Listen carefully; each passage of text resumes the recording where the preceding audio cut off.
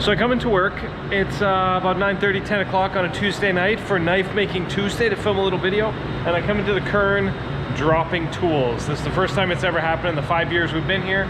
I don't know what's going on, and then it grabs the second tool and it tries to shove it into another tool, and something's weird. And I don't like when things are weird. These are mechanical objects, they should do what they're told, and if they don't, something's up.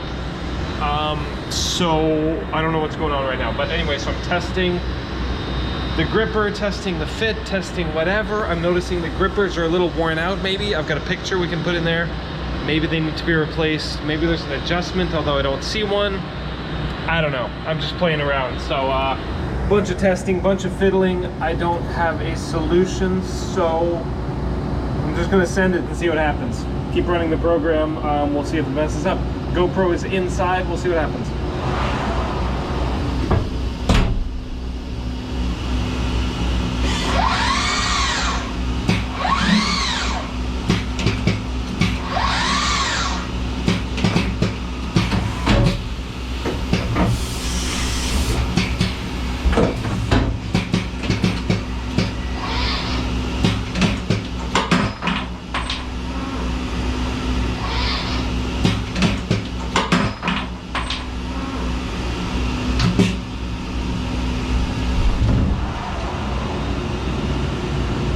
It dropped it. Luckily not broken. I'll have to inspect it really close. 16th inch reamer.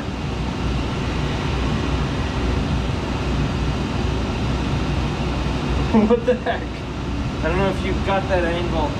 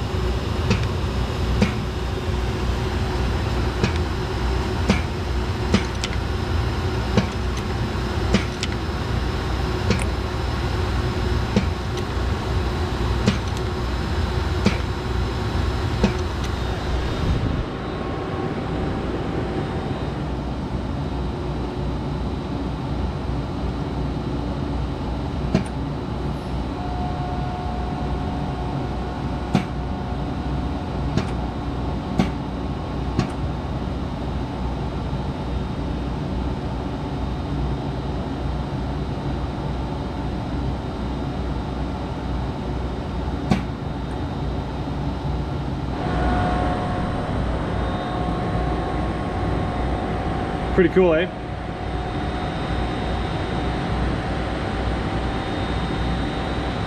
Figured I would do a restart, see how that does. Yeah, Widget Works Manufacturing, my buddy sent me that. That's how I feel right now.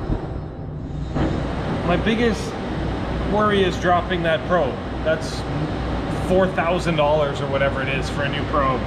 And I don't have a spare one. Actually, I do in the Speedio if I have to switch. Anyway, I don't want to drop that probe. Drop an end mill is, you know, 20 bucks. I don't want to drop the probe. So during startup, it is homing the tool changer, and it's moving it really, really slowly. So I assume there are some limit switches or some homes or something.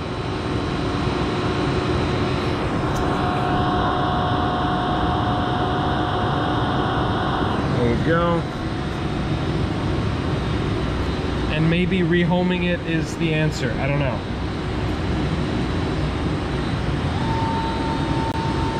It's got this whole dance in the beginning.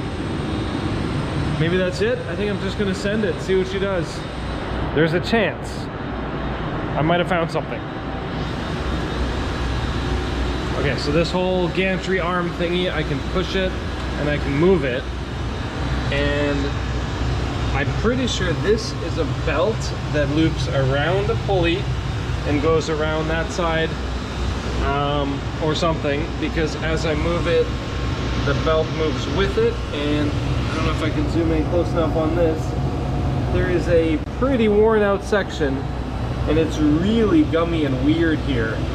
Whereas if I go over here, it's really firm, like super firm. Like I can't push it. It feels like tire tread. Like it's hard. Whereas here, oh, look at that. Okay. Rigid, soft. Soft, rigid here. Did this thing split and stretch? Maybe it did.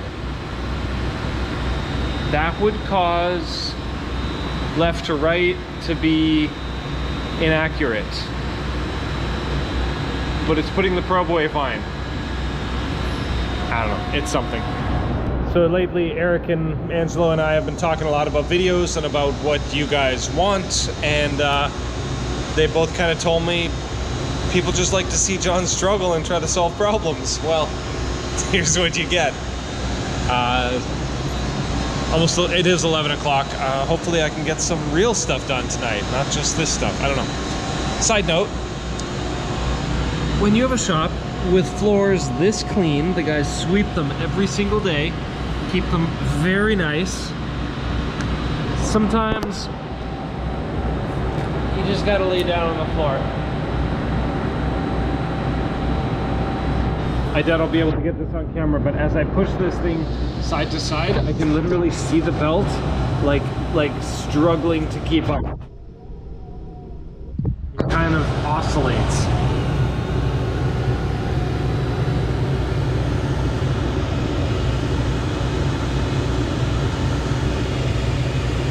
And it is absolutely stretching and being weird.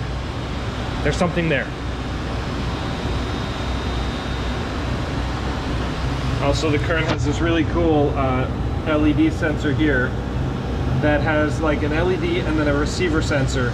And see how it shines the light on the tool holder? And look at this side light. When it's good, it turns off, and when you're out of range, it turns on. So right now it basically says, yes, there's a tool there, I can grab it. If I move to this next slot, it stays lit up pretty much all the time. And it says, there's no tool here, don't grab it. So the last error that I had, tried to grab this tool, and it landed a bit off to the side, and it says no tool. And I think it's because of that guy. I don't think this is dropping tools, that is actually a second issue. And can I complain because we have, I don't know, 15,000 hours on this machine? We run it 120 hours a week, pretty much non-stop, 5+ days a week, 6 days a week. I'm frustrated, but I'm not complaining because everything wears out eventually. I don't think I'm running this machine tonight.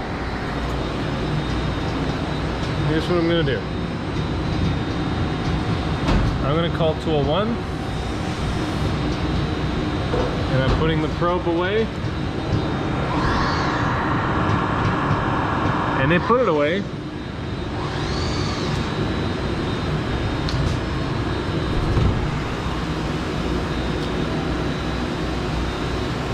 That worked fine? I don't know. All right, I got it. Final answer. So looking at the design of this thing, there's that belt on the bottom and there's a matching belt on the top.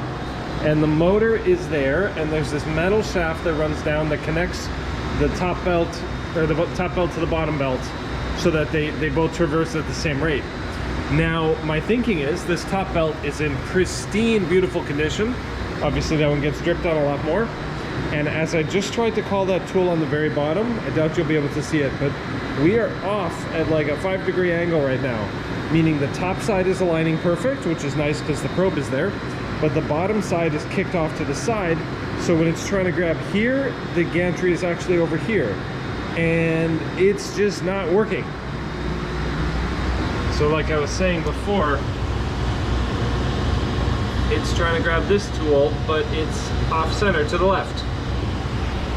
Not good. I think that means I'm gonna call it. I'm not running this machine tonight. I will call KERN in the morning, see if they can send some parts. They're always really good about mailing out parts kind of overnight. So we should be able to have them in 2 days, get them in ourselves, see what's up. Okay, one more thing on the KERN. I made progress.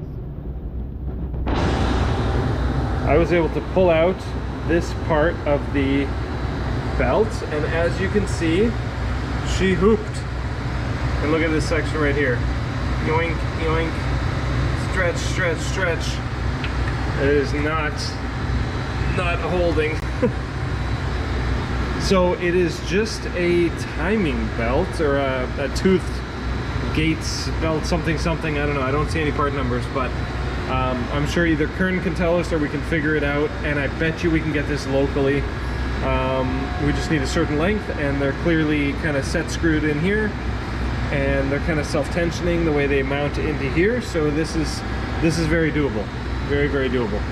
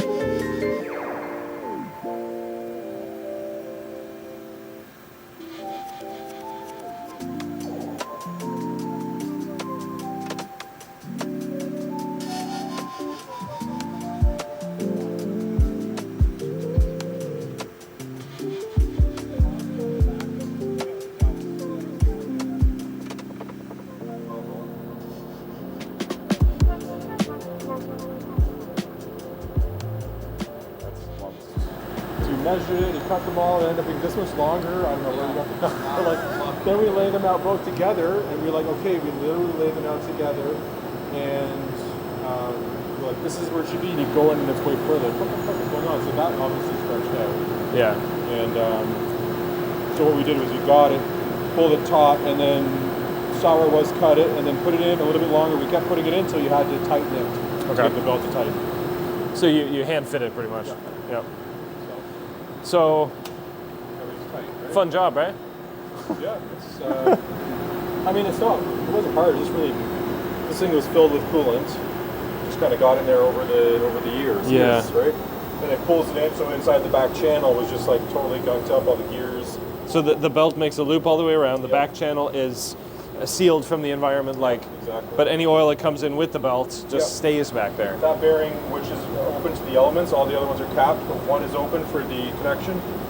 That one bearing was dried out and starting to get some friction, so I popped the seal off, re-grease, put some fresh lithium grease in there, cap it back on. Okay. So, and then it feels good. I don't think we need to replace the bearing. It just felt dry. So, yeah, it should all be good. Fingers crossed. If it doesn't function right, then I think we need to be taking in or removing tension, which we can do by moving with the two things, right? Exactly. Yeah. Either the two things, or if it's an entire tooth, we can just move the tooth over one inside the connection. Okay. So it should be good. So leave that in there for the movement of the machine. Yeah, sure, it's fine. Okay, so to recap, It is now Tuesday. It broke last Tuesday night, so the KERN's been down for just about an entire week. That sucked. We ended up buying the belt. Festo had this in stock in the US, but it took from Friday to Tuesday to get in. KERN gives us the option to buy the entire thing for 5,000 US. This was 500 US. At the end of the day, like... Yeah, you make that decision based you make on how that fast decision. you need the machine. Right? Our initial gut reaction was like, that's too expensive. I can just find a belt. This is a weird belt. 3mm pitch, 20mm wide. It's hard. Maybe in Europe it's everywhere, but here it doesn't exist. Yeah. Festo is the only supplier, and we tried hard. It is not a common belt. So, and like you said, with the bearing wear and all the grease in the back, and there's felt wipers or something. Yes, we cleaned them. So the concept of replacing the entire unit is not so dumb. No, I mean, like, this will work great, but maybe the next time the belt needs it, maybe it is worth doing that change. And you factor that in how fast you need the machine. Yeah, exactly. Replacing that whole thing would be 20 minutes. Yeah. You know? And then since the machine makes thousands, or some companies probably tens of thousands a day, like, Yeah, you gotta weigh that. You gotta weigh that. If you have the belt in stock and it's 2 hours to swap it out with the cleaning, right? That's not okay. Not So going forward, if you had to keep this machine maintained, would you rather have another belt on the shelf, or would you rather have a whole assembly like the whole assembly is easier in Chicago or something? If the like machine needed to continually run, and we needed that time no matter what, and my time had to be somewhere else, right? Then the swap out is probably a lot easier. That's wild. It's wild to be in that position, you know. But like if in our situation, we kind of have a little bit of time. Yeah, we had some extra inventory with some backlog of parts. Like we're good for this past 6 days down, but. And all your prototyping is for the fail was on the Speedio, so that's good. But we're gonna have to scramble here in the next few days to strategically make this not that, so that we build up that buffer again, right? Exactly. But it's good. I mean, no, you guys crushed it. Let's cross our fingers, see if it worked. Yeah. So Steve's tightened everything up. Okay. Let's start it up. I mean, right now the machine is on. It just needs to do a spindle warm up. So base position for the tool changer, and then let's see if it's gonna want to. The warm-up spindle or the tool is in there. Yeah. So it doesn't need the tool changer to warm up. Okay. We can start that now. And since the upper rail is the drive unit, there's a motor up there that does all the driving. The lower one is just a slave. So it is following whatever there, meaning we didn't lose position. We don't have to reference anything. It should just work. That's why we use the stair level to make sure that the vertical rod is as close to up and down as we can, so that if it grabs the tool up here, it also lines up and grabs the tool down here.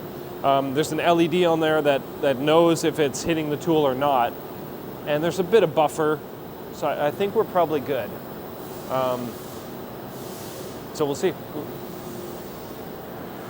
Yeah, the other thing we do is we restart the machine cold, like all the way off every Monday. It gets a little weird if you leave it on too long. Although Rob was just telling me that's a software update. Really? Like a Heidenhain. Yeah. He's like, what version are you on? I'm like, I don't know. The machine's off. I haven't looked. And he said they had that on their older Microns, and then on the newer Microns they didn't have it, and they updated the software on the older ones, and it fixed it. There we go. It's moving. Yeah, I mean, it should function. Yeah, the question is it lined up? Yeah, let's see. Okay. And I guess we'll see if the belt gets loose over time or something. Yeah. Especially that first week. Spin the warm up. Yep. Go for it. So it does a 3-minute pre-lube of the spindle, and then a 3-minute warm up, where it goes up to 42,000 RPM.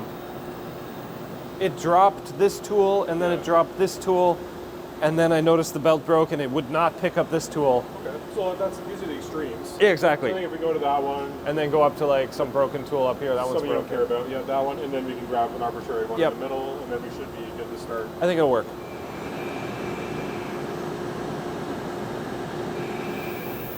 Okay, first test, we're gonna call tool 195. 195?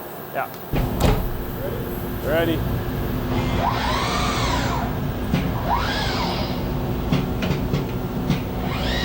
Grabbed it.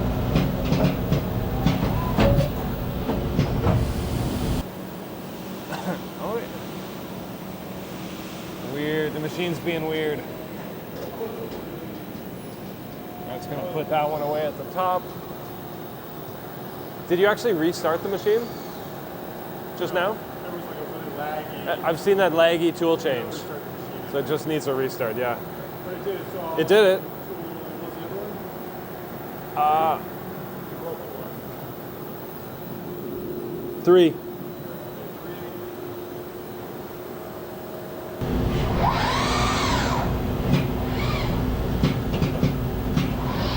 Grab 3. It's still laggy. It's weird. Can you see that, Ryan, through there? You missed it.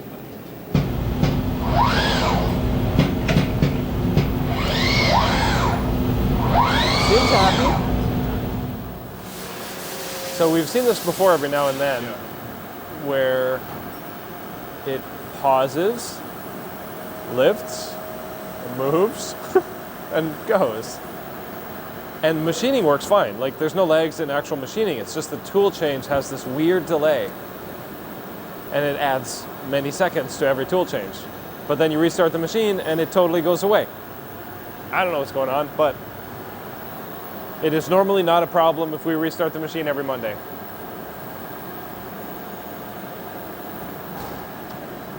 I think it works. Good job, man. Yes. Another KERN repair. Another KERN repair in the books. All Becoming right, I'll shut it experts. down. Okay, yeah, restart. Well, that's good. Angela's got work to do. So that was a success. 6 days, $500. Yeah. Is what it is. Yeah, we used the time. We had the boot pens, which was a huge amount Yeah. of effort to do. Surprising amount to make. There were new vendors, new processes, figuring things out.